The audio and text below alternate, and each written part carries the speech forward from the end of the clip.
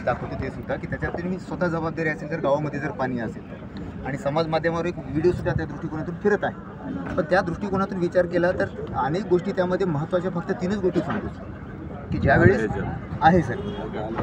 तर हा महत्त्वाचा मुद्दा. तर हा वाहतूक भत्त्याचा प्रश्न आता डिरेक्टली इथे आहे सर. तर व्हिडिओ क्लिप सुद्धा काय म्हटलं गेलं, व्हिडिओ क्लिप सुद्धा आहे ते एक मिनिट दाखवतो. तर हा वाहतूक जो भत्ता आहे त्याच्यामध्ये जीवितहानी झाली तरी त्यांनी वाहतूक जबाबदार भत्ता आता म्हणताय साहेबांना सुद्धा माहिती आहे की तो नियमानुसार, आणि असं नाही की सर आम्ही आपण शासनाच्या GR नुसारच बोलतोय सर, की शासनाचा हा जो भत्ता आहे तो त्यानुसार द्यायला पाहिजे सर. या गोष्टी एवढ्या आहेत म्हणजे 3,76,000 पर्यंत, आणि जर एसी समाज असलं 4,26,000 पर्यंत द्यायला पाहिजे.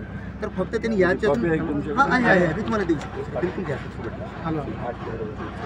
हां सर, आणि 24 आता जस्टचा GR आहे तो लागू आहे सर. यात आता तो डिरेक्टली म्हणतोय म्हणजे की आता 10,000 देतो 15,000 देतो. या वादामुळे आमची गाव तिथून हलू शकली नाही. त्यानंतर सुद्धा महत्त्वाचा मुद्दा सांगितलं सर.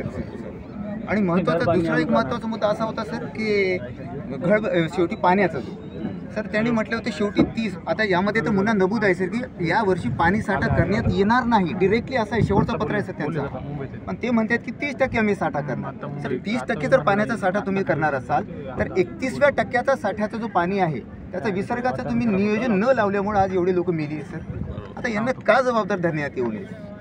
आता राजकारणाचा जरी विषय वेगळा असला तर यांना सर मुद्दा गंभीर आहे आणि या विषयात न्याय मिळेल. धन्यवाद सर.